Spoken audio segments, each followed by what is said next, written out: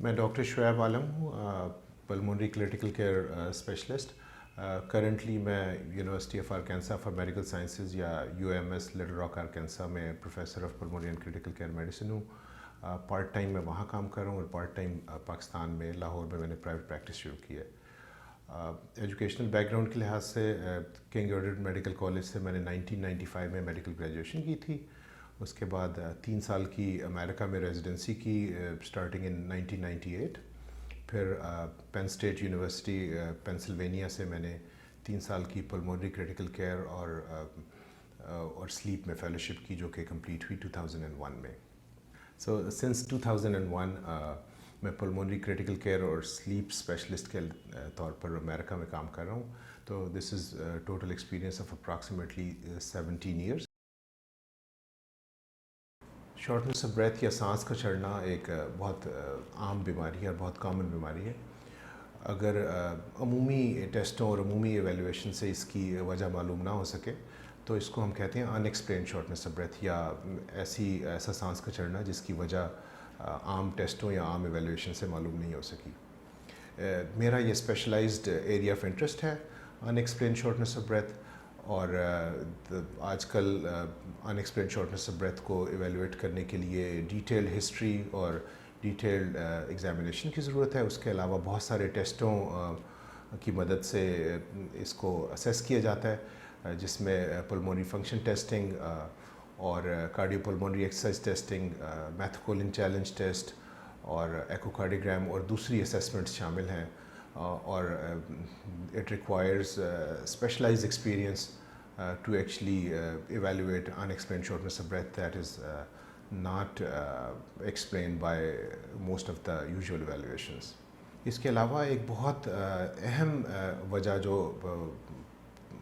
ان explained ڈسنیا کی یا ان explained shortness of breath کی ہے وہ ہے انٹرسٹیشل لنگ ڈیزیز، جو کہ عام حالات میں جو عمومی ٹیسٹوں میں اکثر ڈائگنوز نہیں ہو پاتی۔ انٹرسٹیشل لنگ ڈیزیز بھی میرا اسپیشلائزڈ ایریا آف انٹرسٹ ہے۔ یہ 2 طرح کی ہوتی ہیں، ایک وہ ہوتی ہیں جو کہ کنیکٹیو ٹیشو ڈس آرڈرز یا ایمیونولوجیکل ڈس آرڈرز کی وجہ سے ہوتی ہیں، اور ایک وہ جو کہ ان کے بغیر ہوتی ہیں، اور تیسری انوائرمنٹل ایکسپوجرز کی وجہ سے۔ یہ وہ پروسیس ہے جس میں لنگس کی اسکارنگ ہو جاتی ہے، لنگس میں فائبروسس شروع ہو جاتا ہے، اور اس کی تشخیص کافی کمپلیکس ہے۔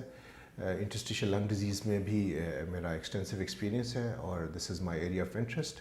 اینڈ اب پچھلے 5 سالوں میں بہت ساری نئی ٹریٹمنٹس بھی اس میں آ چکی ہیں، اور both pulmonary hypertension and interstitial lung disease, the management of these diseases require specific experience، اور جو کہ کم از کم پچھلے 15-17 سال سے میں ان ڈیزیزز میں بہت ڈیٹیل سے ڈیل کر رہا ہوں ان امریکہ۔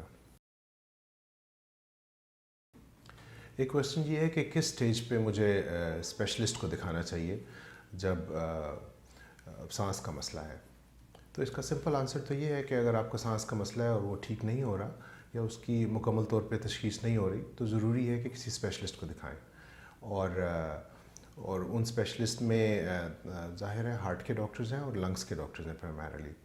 اور اگر سانس کے چڑھنے کے ساتھ ایسا ہے کہ آپ کو ایگزرشن پہ چکر آ رہے ہیں، یا چیسٹ پین ہو رہی ہے، یا بے ہوشی کی کیفیت ہو رہی ہے، تو یہ ڈیفینیٹلی یہ پلمونری ہائپر ٹینشن اس کی پاسبلٹی بھی ہو سکتی ہے اس حالت میں۔ اس طریقے سے اگر آپ کے آکسیجن کے لیولز کم ہوتے ہیں جب آپ کبھی ایمرجنسی روم جائیں یا ہاسپٹل جائیں، تو اس صورت میں بھی اگر یہ ان ایکسپلینڈ ہے تو ضروری ہے کہ کسی اسپیشلسٹ کو دکھائیں۔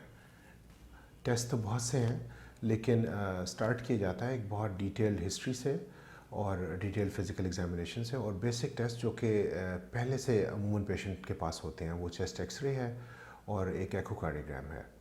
اور پھر اگر ایکسپلین نہ ہو سکے النس، تو پھر ہم عموماً سی ٹی اسکین چیسٹ کا کرواتے ہیں اور پلمونری فنکشن ٹیسٹنگ کرواتے ہیں، اور کون سے ٹیسٹ پہلے کروائے جائیں اور کون سے ٹیسٹ بعد میں کروائے جائیں یہ ڈیپینڈ کرتا ہے کہ پیشنٹ کی ہسٹری کیا ہے اور سائنز اور سمٹمز کیا ہیں۔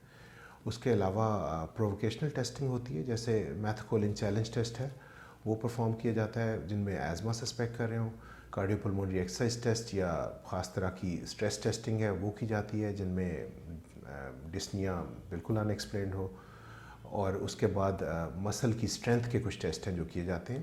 اور بعض اوقات جب ان سے آنسر نہیں ملتا تو کچھ ٹریٹمنٹ کے ٹرائلز کیے جاتے ہیں اور ان کے رسپانس سے دیکھا جاتا ہے کہ کن وجوہات کی وجہ سے ہے.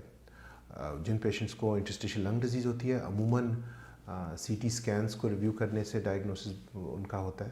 اور جن پیشنٹس کو پلمونری ہائپرٹینشن ہوتی ہے ان کو ایکوکارڈیوگرام ای سی جی اس کے علاوہ سائنز اور سمٹمس اور پرائمریلی رائٹ ہارٹ کیتھیٹرائزیشن کی جاتی ہے. رائٹ ہارٹ کیتھیٹرائزیشن پاکستان میں ابھی کچھ مشکل سے اویلیبل ہے لیکن very soon we will start doing that as well. اس بات کو جاننا بہت ضروری ہے کہ 10 سال پہلے پلمونری ہائپرٹینشن انٹرسٹیشل لنگ ڈیزیز اور ایزما کی جو ٹریٹمنٹس تھیں اب وہ بہت چینج ہو گئی ہیں. پچھلے 10 سال میں اس میں بہت زیادہ چینج آ گئی ہے اور بہت ساری نئی آپشنز آ گئی ہیں. اسی طریقے سے کنیکٹیو ٹیشو ڈس آرڈر ریلیٹڈ انٹرسٹیشل لنگ ڈیزیز کے ٹریٹمنٹ پیٹرنس بہت چینج ہو گئے ہیں. تو لہٰذا بہت ضروری ہے کہ اگر آپ ان ڈیزیز کے لیے کسی اسپیشلسٹ کو دیکھ رہے ہیں تو اس کا یہ جاننا بہت ضروری ہے کہ وہ اسپیشلسٹ اپ ٹو ڈیٹ ہوں کیونکہ اولڈ فیشن ٹریٹمنٹس اب آبسلیٹ ہو گئی ہیں اور نئی ٹریٹمنٹس اور نئے ڈائگنوسٹک الگوریدمس کا جاننا ان ڈیزیزز کو ٹریٹ کرنے کے لیے بہت ضروری ہے. اسپیشلی انٹرسٹیشل لنگ disease pulmonary آرٹریل hypertension connective tissue ڈس آرڈر ریلیٹڈ لنگ ڈیزیز ایزما یہ سارے جو ڈس آرڈرز ہیں ان کے لیے میری ریکمنڈیشن یہ ہے کہ آپ ان اسپیشلسٹ سے رجوع کریں جو کہ پچھلے 5 یا 10 سال میں انٹرنیشنل انوائرمنٹ سے ایکسپوزڈ ہوں یا انٹرنیشنل میٹنگز میں ریگولرلی جاتے ہوں. ڈسنیا کی بہت سی اقسام ہیں. ایک تو ایسا ہے کہ جو کہ کرونک ڈسنیا ہے جو کہ لانگ ٹرم میں چل رہا ہے اور کچھ لوگوں کو ایک دم شارٹنس آف بریتھ ہوتی ہے یعنی کہ sudden onset dyspnea. Sudden onset dyspnea is almost never normal. یہ ضروری ہے کہ آپ فزیشین کو کنسلٹ کریں اور اس کی ایویلیویشن کروائیں. اور ڈیورنگ ڈسنیا ایویلیویشنز آر ویری ویلیوبل کیونکہ اس ٹائم پہ جو آپ کی آکسیجن کی سیچوریشنز ہیں جو آپ کے دوسرے فزیولوجیکل پیرامیٹرز ہیں اور جو آپ کی ریڈیوگرافک امیجنگ ہے جب آپ کو سڈن آنسٹ ڈسنیا ہے وہ ایکسٹریملی امپورٹنٹ ہے اس کے ایکوریٹ ڈائگنوسس کے لیے. اس لیے سڈن آنسٹ ڈسنیا کی سیلف میڈیکیشن کرنا انسیف ہے اور this is a last opportunity. اس دوران تشخیص سے ایکوریٹ ڈائگنوسس تک پہنچا جا سکتا ہے. بہت سے لوگوں کو جب سڈن آنسٹ ڈسنیا دوبارہ کرتا ہوں پیچھے آواز آئی. بہت سے لوگوں کو جب سڈن آنسٹ ڈسنیا ہوتا ہے تو کوشچن یہ کرتے ہیں کہ کیا یہ کینسر کی وجہ سے ہو سکتا ہے. سڈن آنسٹ ڈسنیا کی بہت سی کازز ہیں اور کینسر بالعموم اس کی ریزن نہیں ہے. سڈن آنسٹ ڈسنیا کی جو کازز ہیں اس میں کورونری آرٹری ڈیزیز ایزما اور دوسری کازز ہیں لیکن عموماً کینسر سے جو ڈسنیا ہوتا ہے وہ سلو آنسٹ ہے گریجولی پروگریسو ہے اور اس سے پہلے بہت سارے اور سائنز اور سمٹمز ہوتے ہیں جس کے بعد یہ ہوتا ہے. اور عموماً یہ ڈسنیا گریجول آنسٹ گریجول آفسٹ ہوتا ہے اور سڈن آنسٹ نہیں ہوتا. کنکلوڈنگ ریمارکس یہ ہیں کہ جب بھی آپ کو کوئی پرابلم ہو لائک ڈسنیا آن ایگزرشن اور شارٹنس آف بریتھ اس کو پراپرلی ایویلویٹ کرانا ضروری ہے اور پراپرلی ایویلویٹ کرنے کی ایکسپرٹیز عموماً اسپیشلسٹ کے پاس ہوتی ہیں. ٹھیک ہے پرائمری کیئر فزیشین سے آپ یہ اسٹارٹ کر سکتے ہیں لیکن اگر مسئلہ